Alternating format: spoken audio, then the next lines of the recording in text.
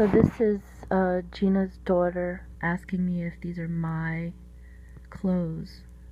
I didn't realize they were wet at the time, and I said no, I think they're Glynis's.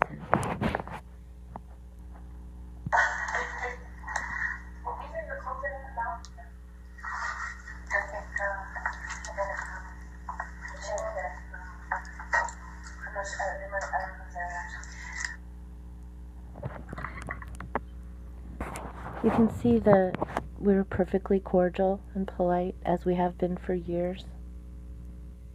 And I said to her, there's a longer version of that conversation where I said to her that I was sorry about the tension in the air, and that I hope she, knew that I don't remember exactly what I said, but I just kind of said, I'm really sorry about that, and things were fine. I mean, they were never fine with me and Gina, but they were, we coexisted. I never had much of a problem with her. She's likes to be the toughster, so go ahead, be the toughster. I didn't disrespect her at all, and never. And for the most part, I would say I liked her just fine. I didn't really think about it, but I was I wouldn't say I liked her, because I was very aware of the fact that she despised me. I could feel it for years, but I never did anything. There would be no reason, so I just chose not to think about it, and it was fine like that. But when you have Robin, one by one, taking people aside, and if any little thing happens, she'll say, oh, I have a problem with her too. And she formed this, it's like Big Brother. It's like the coalition. I don't watch that show, but it's that kind of mentality.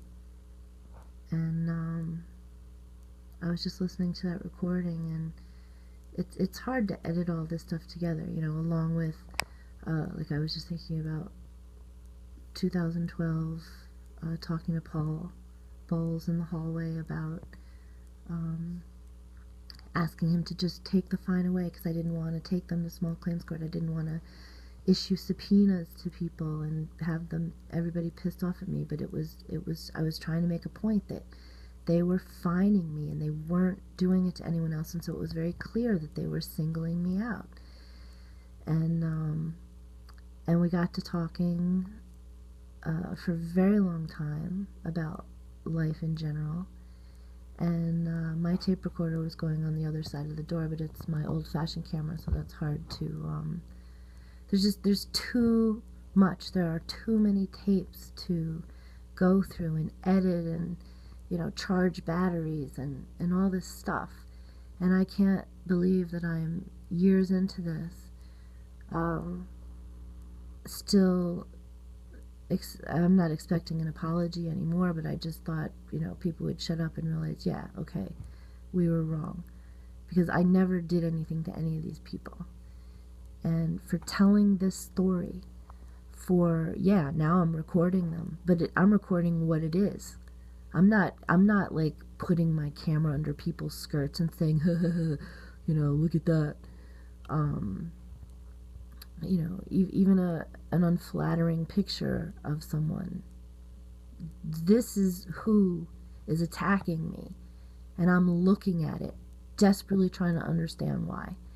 But anyway, Paul starts telling me the story about how he and Robin first met me, and he thought it was the funniest thing, and I had a vague recollection of it, but I didn't remember it quite as let's say naked as he did, but